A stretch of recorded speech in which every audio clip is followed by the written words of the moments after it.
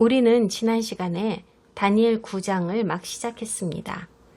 9장을 읽고 나서 우리는 2장이 두 개의 부분으로 나뉘어 있다는 것을 알았는데요. 먼저는 다니엘이 자기랑 자기 동족이 하나님께 지은 허다한 죄를 용서해 주십사고 아주 진지하고 간절하게 탄원하는 아름다운 기도문 부분이고요. 그 다음 부분은 종말의 예언과 관련하여 가장 어렵기도 하고 엄청 흥분되기도 하고 좌절감을 느낄 만큼 모호하기도 하지만 매우 비중 있는 주제인 70일의 부분입니다. 이 주제는 교회들마다 각가지 다른 해석을 내놓게 만들었고 결국 이 때문에 교회가 뿔뿔이 흩어지게 되었습니다. 오늘은 좀 더 쉽고 아름다운 부분부터 보도록 하겠습니다. 앞부분에 있는 다니엘의 기도문입니다. 저는 이 기도문을 참으로 좋아하기 때문에 설교에도 종종 사용합니다. 다니엘 9장 1절부터 19절을 읽겠습니다. 메대 족속 아하수에로의 아들 다리오가 갈대아 나라 왕으로 세움을 받던 첫해 곧 그 통치 원년에 나 다니엘이 책을 통해 여호와께서 말씀으로 선지자 예레미야에게 알려주신 그 연수를 깨달았나니 곧 예루살렘의 황폐함이 70년 만에 그치리라 하신 것이니라.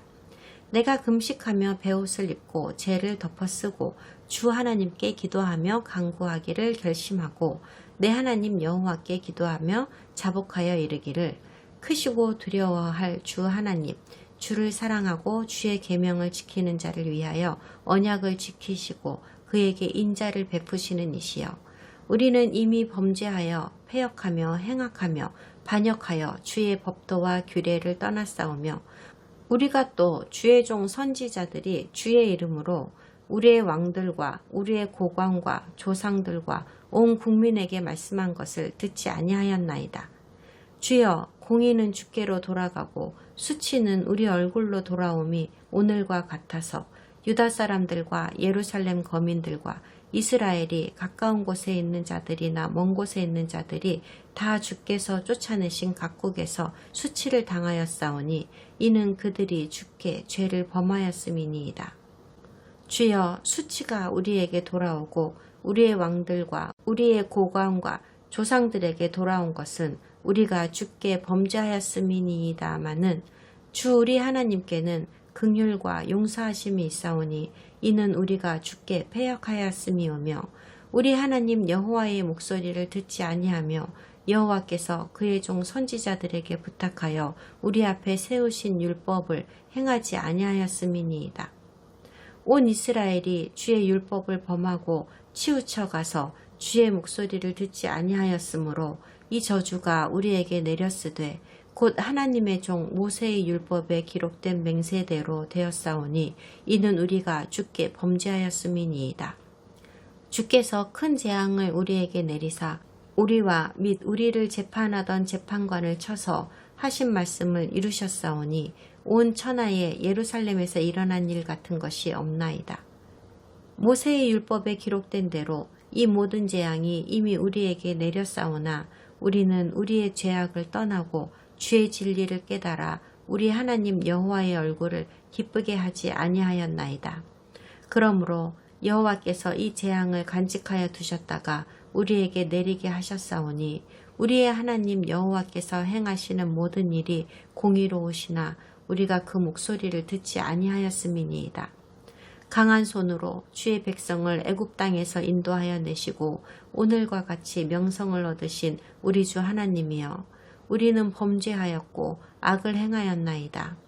주여 구하옵나니 주는 주의 공의를 따라 주의 분노를 주의 성 예루살렘 주의 거룩한 산에서 떠나게 하옵소서.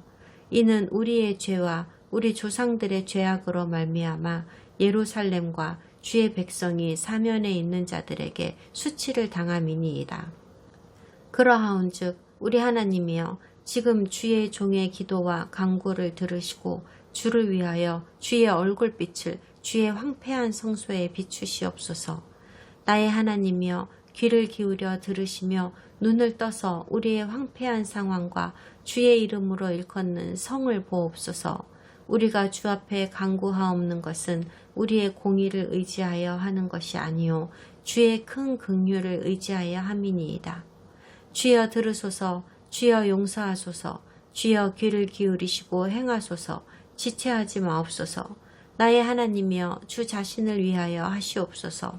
이는 주의 성과 주의 백성이 주의 이름으로 일컫는 바 됨이니이다. 다니엘의 이 기도문은 매우 깊은 의미가 있습니다. 우리가 논의해야 할 하나님의 원리들이 강조되어 있습니다. 이 기도의 시간적 배경은 이렇습니다. 다니엘이 받은 2개의 환상과 느부갓네살 왕이 받은 환상까지 해서 모두 3개의 환상이 있었는데 그 환상들 중에서 메데 바사 제국이 바빌론을 점령한다고 했던 2번째 무대의 예언이 성취된 시점입니다. 첫 번째 무대는 바빌론이 이방인 세상의 제일 첫 번째 제국으로 출발하는 장면이었습니다. 느부갓네살의 동상 꿈으로 치면 금머리로 상징된 제국이었죠. 그런데 지금은 그 첫 번째 이방인 제국이었던 바빌론 제국이 2번째 제국인 메데 바사 제국에게 그 자리를 내어준 시점입니다. 동상의 꿈에서는 은가슴과 은팔, 짐승의 환상에서는 곰, 그리고 또한 2개의 뿔이 달린 순양으로도 묘사된 제국입니다. 한 가지 명확히 해두어야 할 것은 환상으로 보여주신 이 4제국들만이 인류 역사 중에서 실존했던 모든 이방인 제국들이었다고 생각하시면 안 된다는 것인데요. 이 일련의 환상들은 다니엘 시대 이후에 등장했던 이방인 제국들만 다루고 있습니다. 다니엘 이전에 존재했던 이방인 제국들은 일련의 환상에 포함되어 있지 않습니다. 한 예로 바빌론 제국 이전에 있었던 아수르 제국에 대해서는 이 예언적 환상들에서 언급되지 않습니다. 그런데다가 4번째 제국이 될 로마 이후에 일어나는 또 다른 거대한 이방 제국들도 언급되지 않고 있어요. 방대한 나라들을 통치했던 강대국인 프랑스, 영국, 스페인 같은 국가들이요. 이런 제국들이 아무리 거대하다고 해도 다니엘의 예언과는 직접적인 연관은 없는 제국들이기 때문이라고 저는 생각합니다. 물론 이 의견에 동의하지 못하는 분들이 계시다는 건 저도 압니다. 9장에서 다니엘이 기도를 한 시점은 바빌론이 메데 바사에 의해 정복되고 불과 몇 개월밖에 지나지 않은 시점입니다. 하나님께서는 다니엘의 입을 통하여 이 시점이 다리오 왕의 통치 원년이라는 것을 밝히게 함으로써 우리에게 시대를 알 수 있는 힌트를 주셨습니다. 그러므로 이 시점은 기원전 538년이 되는 건데요. 이 날짜는 9장에서 매우 중요한 역할을 하고 있습니다. 다니엘이 바빌론 망명의 기간이 70년으로 예언되어 있었던 것을 곰곰이 생각하면서 과연 망명 생활이 끝나기는 하는 건지 궁금해하고 있었기 때문입니다. 그런데 그는 걱정이 되었습니다. 70년이라고 말씀하신 게 정말로 70년 차에 끝난다는 말이 맞는다고 한다면 상황이 달라지게 하는 무언가 눈으로 확인할 수 있는 특별한 일이 생겨도 벌써 생겼어야 하고 적어도 그런 기미라도 보였어야 하는 건데 메데 바사가 유대인을 통치하게 되었다는 것 외에는 딱히 별다른 일이 일어나지 않고 있더라는 말입니다. 그리고 우리가 놓치지 말아야 할 점은 다니엘도 날짜를 세는 방법은 정확히 알고 있었다는 점입니다. 다니엘은 그 당시에 가장 유명한 달력 전문가들과 함께 먹고 자고 했었습니다. 천문학자이자 과학자로 알려진 갈대아인들 말입니다. 날이나 달이나 년을 파악하는 데는 아무런 문제가 없었다는 얘기이죠.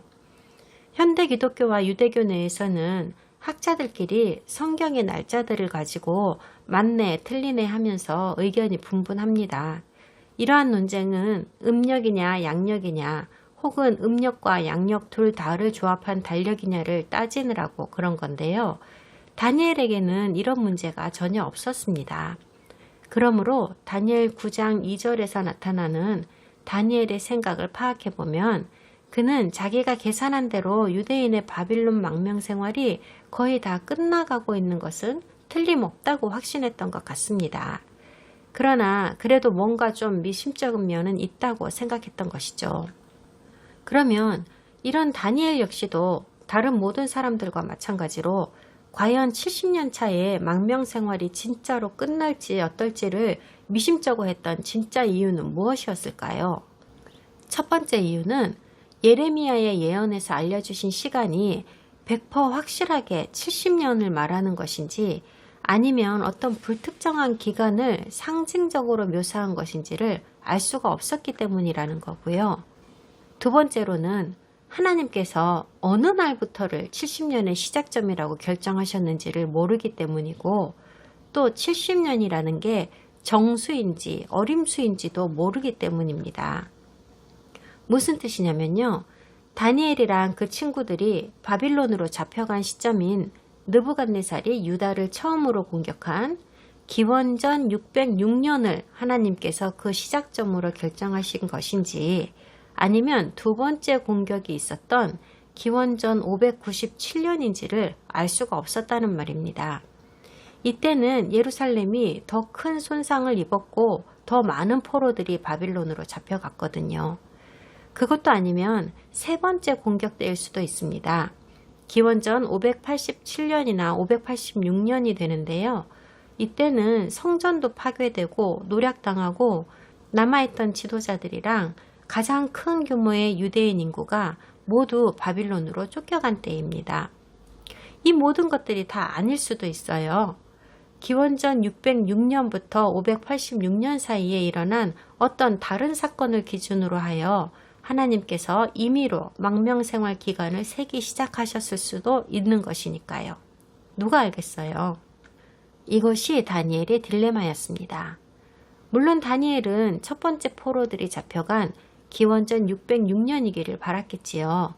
지금 벌써 기원전 538년이니까 이제 1, 2년 남짓만 참으면 드디어 유대인이 집으로 돌아갈 수 있다는 말이 되니까요.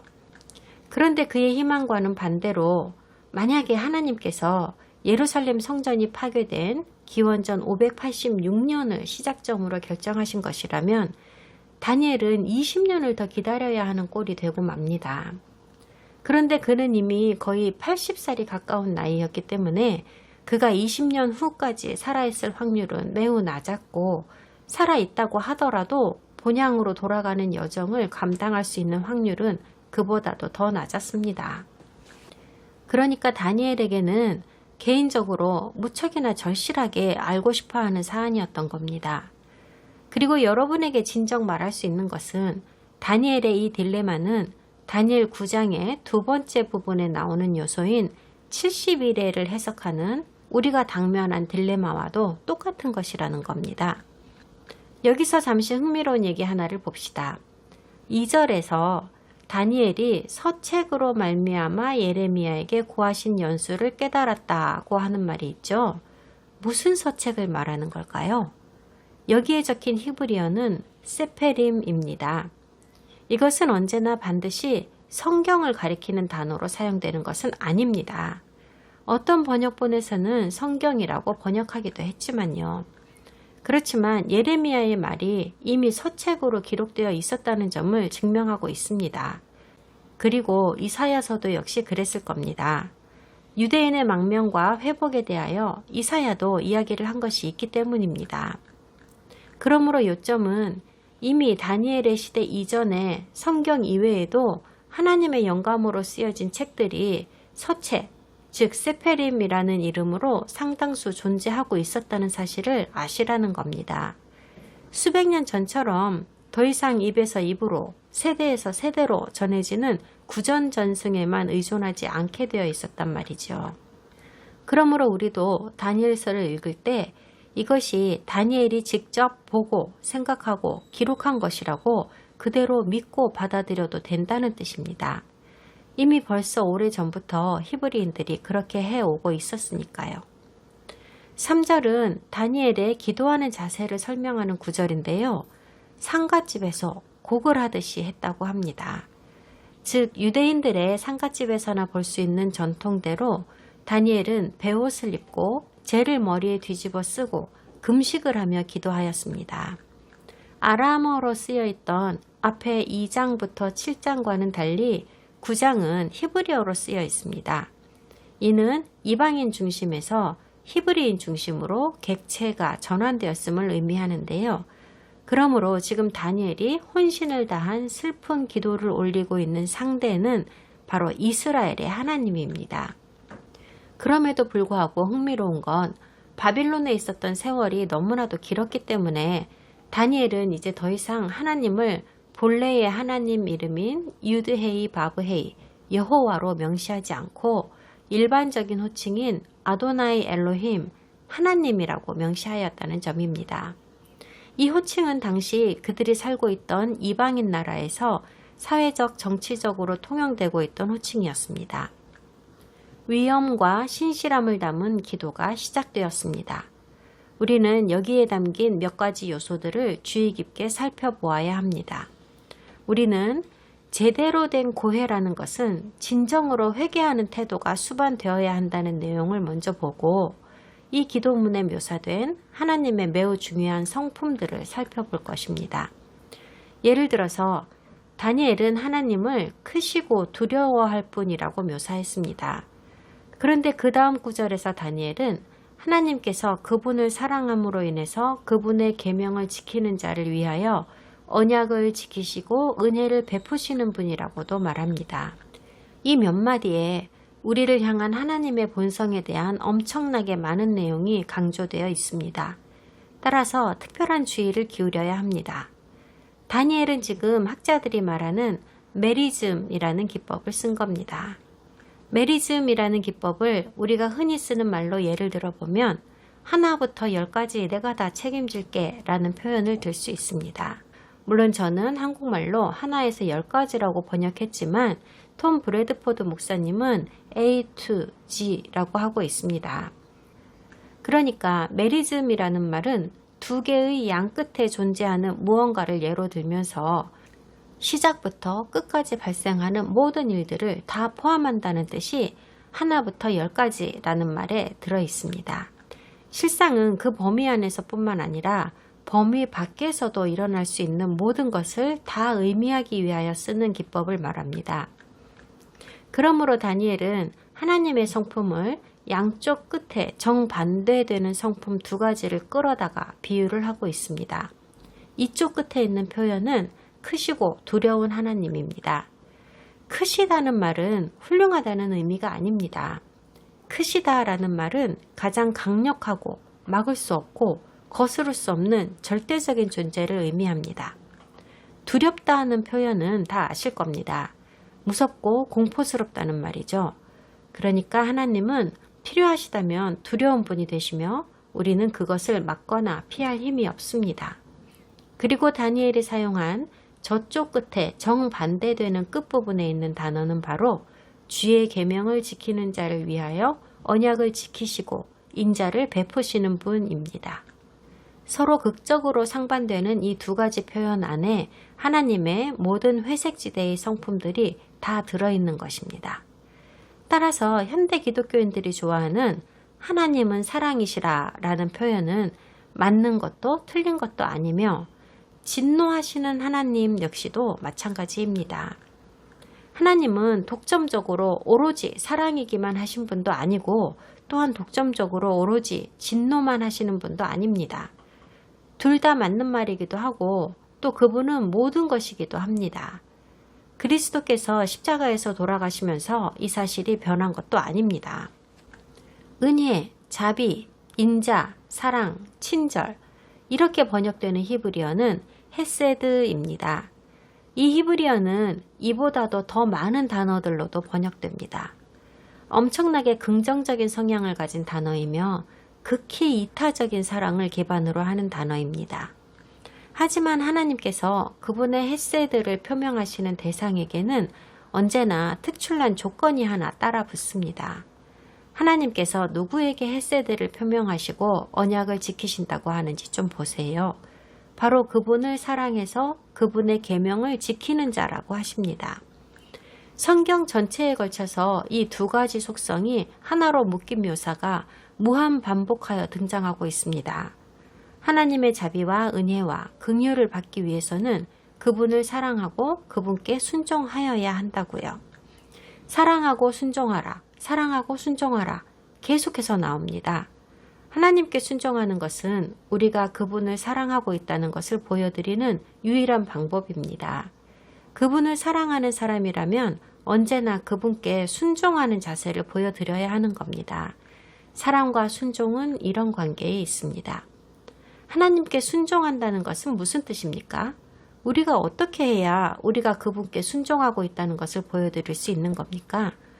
구약성경도 신약성경도 그분의 명령에 순종하는 것이 그 답이라고 말씀하십니다. 무슨 명령이죠? 그분께서 성경에 기록하신 바로 그것입니다. 성경에서는 다른 명령에 대한 말씀은 전혀 하지 않으셨습니다. 그런데 대다수의 현대 기독교인들은 더 이상은 그렇지 않다고 말합니다.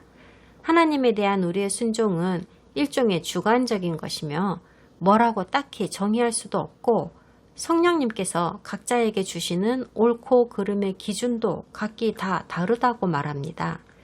너한테는 죄일 수 있어도 나한테는 아니다. 뭐 그런 식입니다. 이게 내로남불이 아니고 뭡니까? 그리고 옳고 그름을 정하려는 것 자체가 성경의 언약과 명령에 위배될 수도 있다고 합니다. 왜냐하면 예수님께서 십자가에서 돌아가셨을 때 이딴 건 다 없어졌기 때문이라고 합니다. 최근에 강의에서 말씀드린 것을 오늘 또 말씀드려야 하겠습니다. 그리스도께서는 그분의 초림이나 그분의 삶이나 그분의 죽음으로 인해 율법이 폐해졌다고 하는 말이나 혹은 율법이 다른 어떤 것으로든 대체되었다고 하는 말에 정면으로 반박하셨다는 점을 현대 기독교인들과 메시아닉 신자들에게 계속하여 상기시켜드리지 않을 수가 없습니다. 한 말 또 하고 한 말 또 하고 해서 죄송스럽기는 하지만 성경의 근간이 되는 말씀이라 반드시 외워두어야 할 예수아의 산상수훈 중에서 가장 중요한 부분을 오늘 또 한 번 읽어드려야 하겠습니다. 내가 율법이나 선지자를 폐하러 온 줄로 생각하지 말라. 폐하러 온 것이 아니요 완전하게 하려 함이라. 진실로 너희에게 이르노니 천지가 없어지기 전에는 율법의 1.1획도 결코 없어지지 아니하고 다 이루리라. 그러므로 누구든지 이 계명 중에 지극히 작은 것 하나라도 버리고 또 그같이 사람을 가르치는 자는 천국에서 지극히 작다 일컬음을 받을 것이요 누구든지 이를 행하며 가르치는 자는 천국에서 크다 일컬음을 받으리라. 그리스도께서 토라를 폐하셨나요? 그분은 아니라고 주장하셨는데요. 바울이요. 네, 드디어 나왔습니다. 바울이요. 토라가 폐해졌다고 말했나요? 만약에 바울이 한 말 중에서 어떤 구절이 토라가 폐해졌다는 뜻이라고 생각되는 부분이 있었다면요. 제가 한 가지만 물어볼게요. 그리스도는 아니라고 하시고 바울은 그렇다고 한다면 우리는 어떻게 해야 하는 겁니까? 여러분은 어떻게 할 거예요?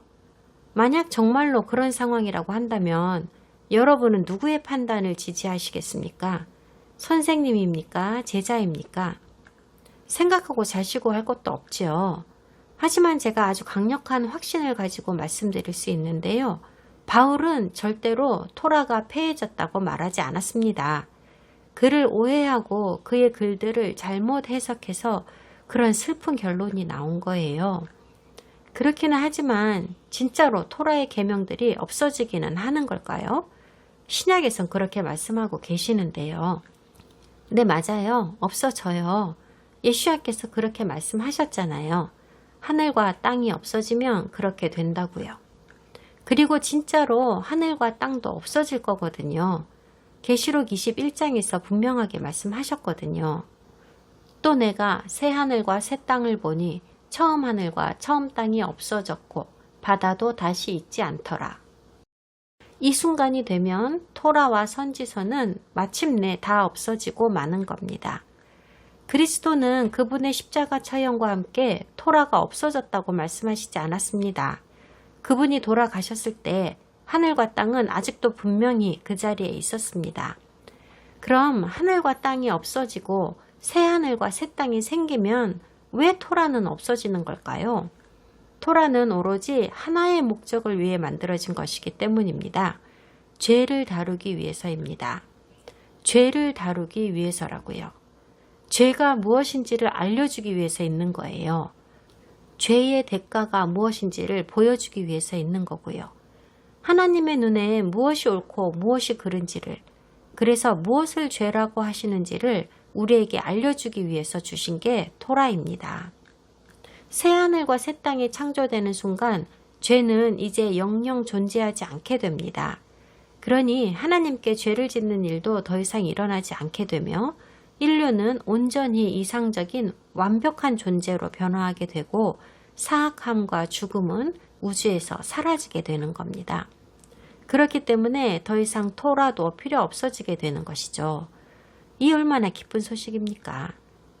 그런데 다니엘은 하나님께서는 언약을 지키시는 분이라고도 말했습니다. 즉, 하나님께서 일단 언약을 하시면 이것은 절대로 변하지도 않고 폐하지도 않는 영원한 것이 된다는 말입니다. 하나님께서 처음에 노아에게 주신 그 언약이 그 다음 언약인 아브라함의 언약이 생겼다고 해서 없어진 것이 아닙니다.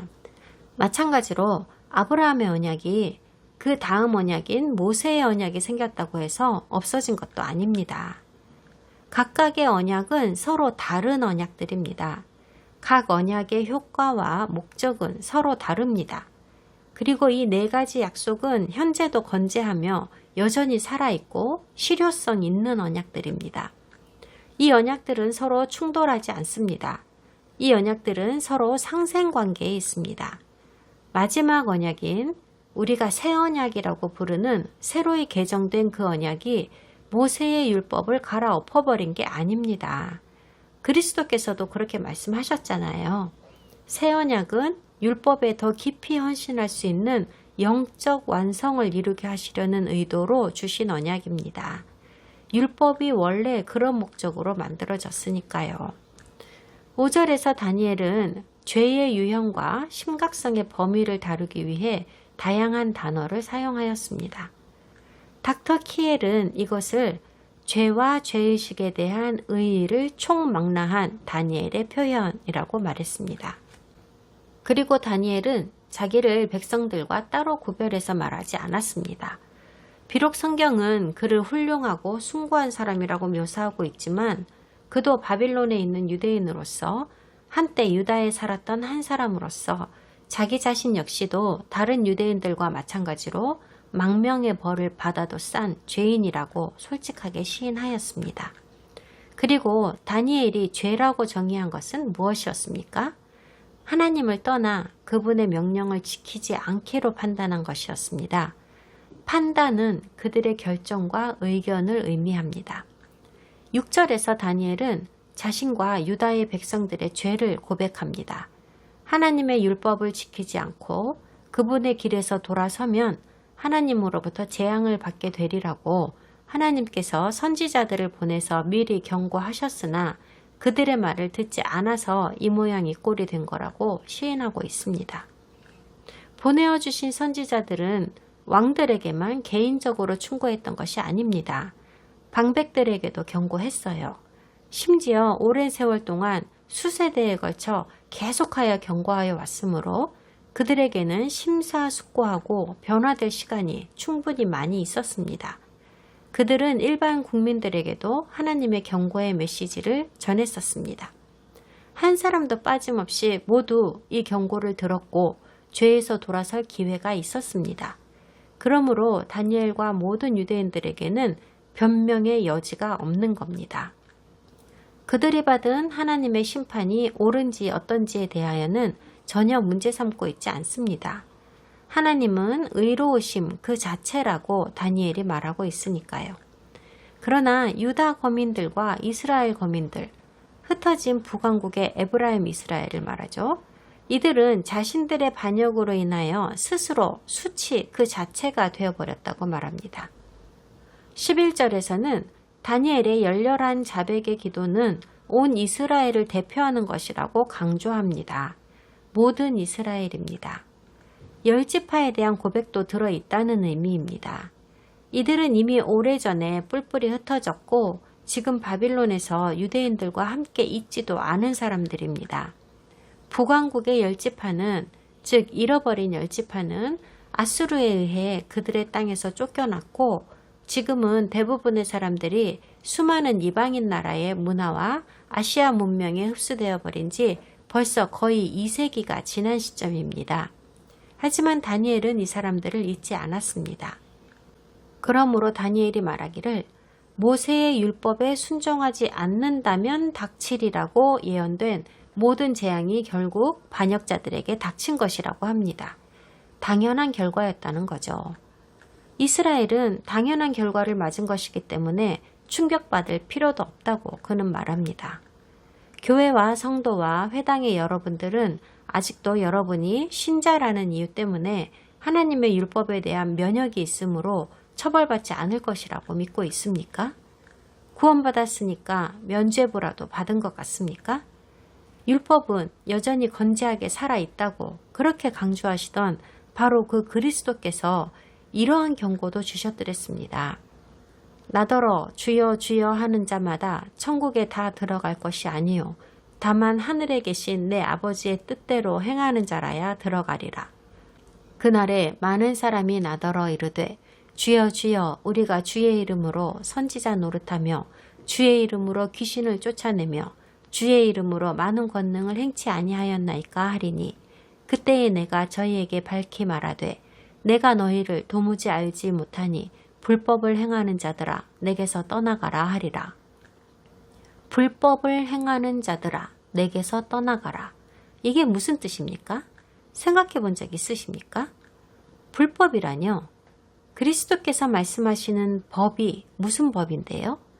그분께서 살고 계시던 당시에 로마법을 어기는 자들에게 저리 꺼지라고 하신 말씀입니까? 오늘날의 우리들이 나라의 법과 시민 정신을 지켰는지 아닌지에 따라 메시아로부터 구원의 심판을 받습니까? 나라마다 법이 다 다르고 어떤 것은 하나님의 도덕적 기준에도 반하는 법들이 있는데요. 시속 100km 구간에서 120km로 달린다고 해서 영원에 이르지 못한다고 정죄받습니까? 불법을 저질렀으니까요? 당연히 아니죠. 성경에서 법이라고 하면 오로지 두 개만을 의미합니다. 모세의 율법과 그것을 대조하기 위하여 바울이 말한 유대교의 율법, 즉 사람이 만든 전통입니다. 그럼 예수야께서는 유대인 랍비들의 율법과 장로들이 만든 전통을 지키지 않은 자들에게 내게서 떠나라 라고 말씀하신 것일까요? 물론 그렇지 않습니다. 불법이란 인간 정부의 법을 지키지 않는 행위를 말하는 것이 아닙니다. 유대인 랍비들의 법을 어기는 행위를 말하는 것도 아니에요. 그럼 딱 하나밖에는 남지 않습니다.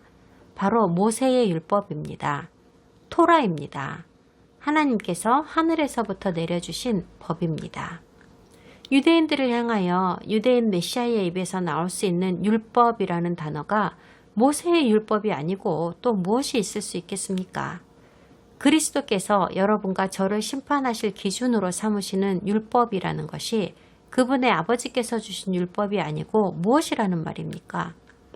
그분께서 말씀하신 것을 현대인들이 이해하기 쉽게 다른 말로 고쳐보겠습니다. 내가 너희를 도무지 알지 못하니 토라와 상관없이 행하는 자들아 내게서 떠나가라. 귀 있는 분들은 들어주세요. 13절은 하나님의 본성 중에서 또 다른 아주 중요한 특성을 말씀합니다. 하나님은 우리가 죄 속에서 살고 있을 때에 변화할 수 있는 기회를 주시기 위하여 먼저 경고부터 해주신다는 겁니다. 다니엘이 말하기를 만약 이스라엘이 하나님의 경고를 듣지 않으면 하나님께서 그들에게 어떻게 하실 건지를 선지자들을 통해서 미리 알려주셨답니다.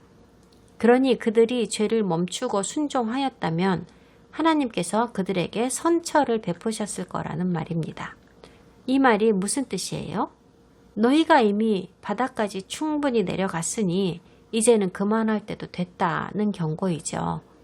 하나님은 공의의 하나님이시기 때문에 죄를 회개하지 않는 사람은 반드시 처벌하셔야만 합니다. 그러나 동시에 하나님은 용서와 자비의 하나님이시기도 하기 때문에 깊은 회심과 진정한 변화를 보이는 자들에게는 이미 정하신 재앙을 내리시지 않으십니다. 다니엘이 온 이스라엘이 저지른 일들을 자백하고 난 후에 그는 이제 본격적으로 탄원하기 시작합니다. 그는 하나님께서는 변하지 않는 성품을 가지셨다는 점을 부각시킵니다.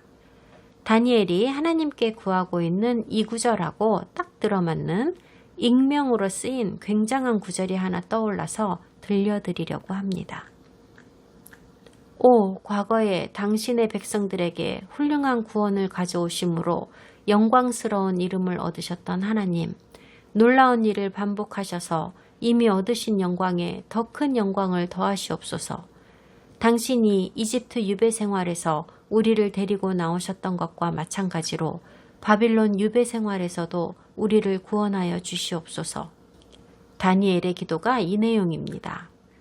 그리고 하나님은 의로우신 분이시고 변하지 않는 분이시기 때문에 지금은 유다가 잠시 동안 유배 생활을 하고 있지만은 다니엘이 그 유다를 대표하여 하나님 앞에 자백하고 회개하고 하나님의 용서를 구하고 있으니까 이제는 하나님의 거룩한 도시 예루살렘 위에 내리신 하나님의 진노를 끝내주십사 하고 탄원하였습니다. 근데 사실은 예루살렘이랑 특히 성전터에는 이 시점에는 이미 남아있는 것이 아무것도 없었습니다. 모리아산의 거친 바위들 외에는요. 성전은 빛을 발하고 있어야 마땅합니다. 영광스러운 성전산 위에서요. 이방인들에게까지도 그 빛이 비추이고 있어야 하는 것이었습니다. 참으로 슬픈 일이 아닐 수 없습니다. 그런데 하나님의 백성이라는 자들의 엄청난 죄 때문에 이것들은 굴욕적인 비극의 잔재가 되어서 폐허로 남아있는 것입니다. 이 기도문의 마지막 구절인 19절에서는 이제 세 가지를 간청하는 기도가 시작됩니다. 우리 교재인 CJB 성경에서는 이 세 가지를 들으시고 용서하시고 살펴주시옵소서라고 번역했습니다. 히브리어 원어 성경에는 아도나이 쉐마, 아도나이 살라크, 아도나이 카샤브라고 쓰여 있습니다. 다니엘이 뭐라고 한 건지 좀 자세하게 살펴보겠습니다. 쉐마라는 것은 듣고 합당하게 행하다 라는 뜻이 들어있는 단어입니다. 듣다 라고만 번역하면 안 되고 그리고 행하다가 따라 붙어야 하는 단어입니다. 듣다는 쉐마에 들어있는 절반의 의미이고요. 행하다라는 절반의 의미가 더해져야 이 단어가 가진 온전한 의미가 됩니다. 살라크는 설명하기가 조금 더 어렵습니다. 일반적으로 번역되기로는 용서하다, 사하다 라는 뜻입니다. 용서하다가 틀렸다고는 할 수 없지만 사하다가 조금 더 나은 선택이긴 합니다. 하지만 이것도 성경이 현대인들에게 알게 하고자 하는 정확한 해석은 아닙니다. 먼저 살라크는 하늘에서 내려오는 용서입니다. 하나님으로부터 인간에게요.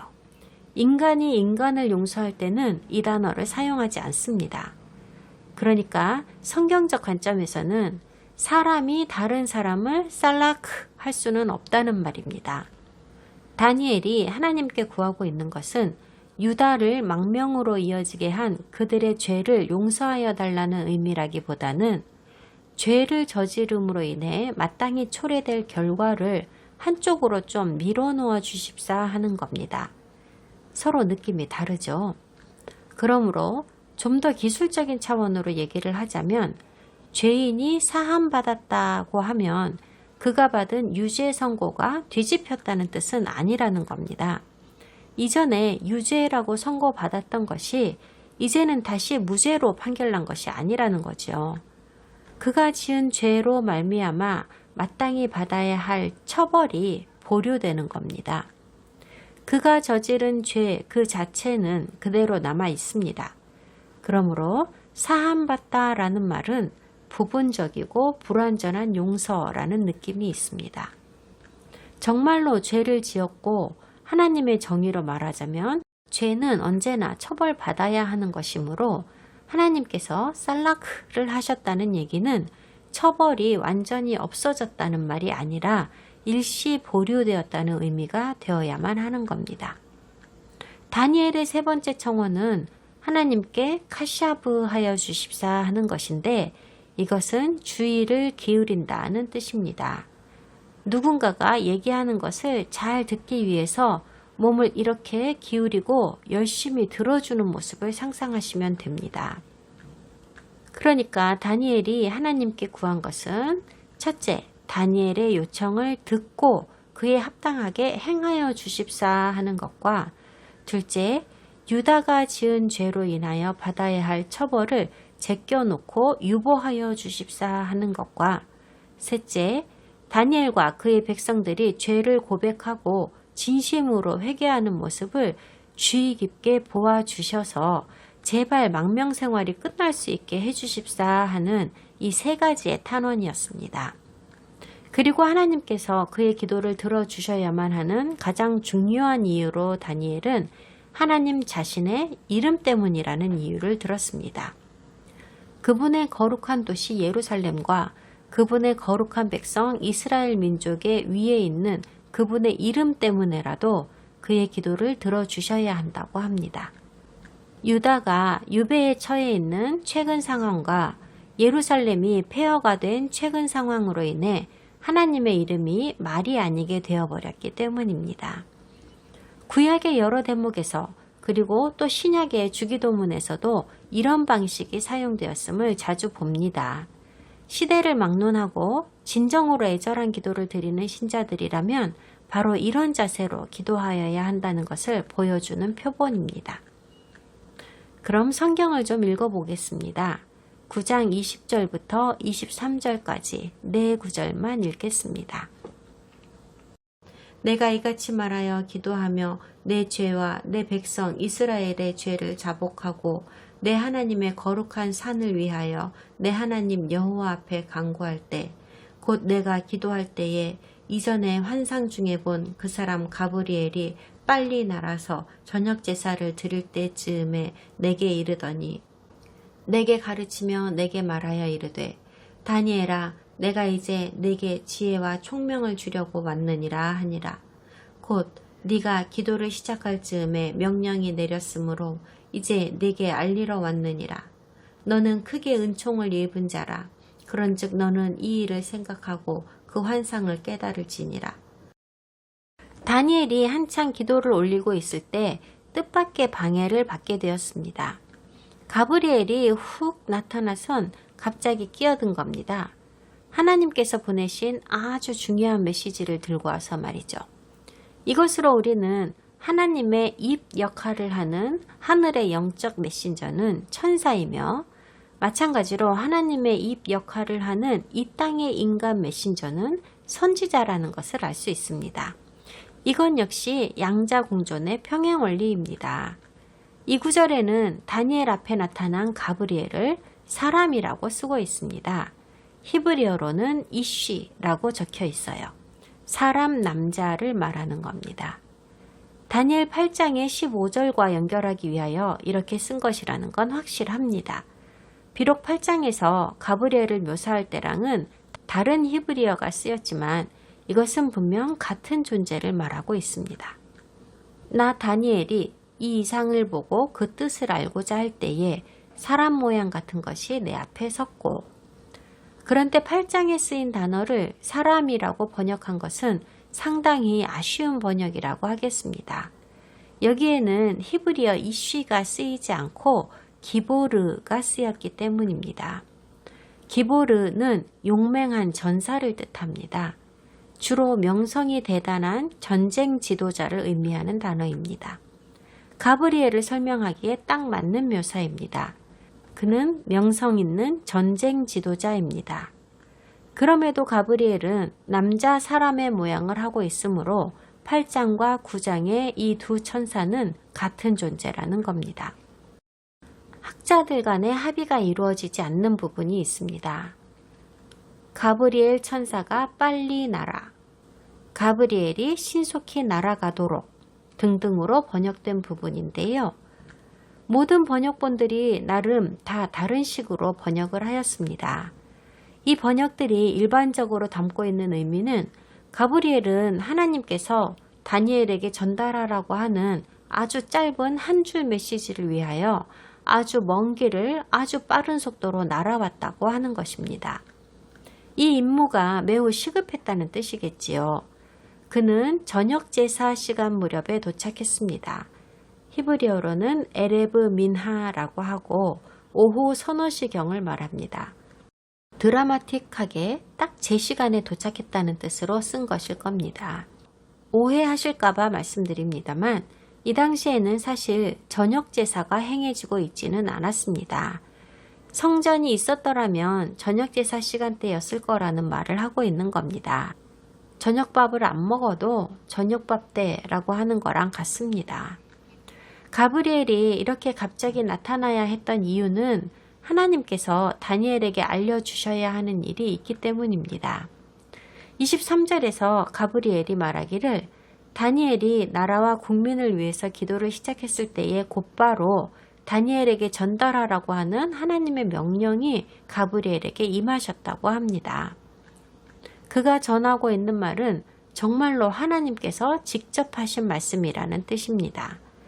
가브리엘이 얼마나 위안이 되고 귀중한 말을 하고 있는지를 좀 보세요. 하나님께서 다니엘을 너무나도 아끼고 사랑하신다고 합니다. 여러분도 이런 말을 듣고 싶지 않으십니까? 그래서 다니엘은 자기가 하나님의 눈에 얼마나 특별한 사람인지를 깨달았습니다. 그리고 종말에 대한 하나님의 말씀을 유일하게 자기 귀로 들을 수 있는 엄청난 특권을 받은 사람이라는 사실도요. 비록 하나님의 말씀을 전하는 가브리엘이 이것을 환상이라고 말했지만 사실 여기에 쓰인 환상의 의미는 가브리엘 그 자신이 다니엘 앞에 서 있는 이 현실을 말하는 것입니다. 그러므로 지금의 이 환상은 다니엘이 앞에서 받은 2개의 환상이랑 그리고 10장에서 받게 되는 3번째 환상이랑은 다른 것입니다. 환상이라고 하면 이제껏 본 것 같은 꿈이나 그런 것이 환상인 겁니다. 그리고 드디어 24절에서 가브리엘이 70일에라고 하는 매우 혼란스러운 예언을 입에 올립니다. 이 주제에 대하여 다음 시간에 본격적으로 논의해 보도록 하겠습니다.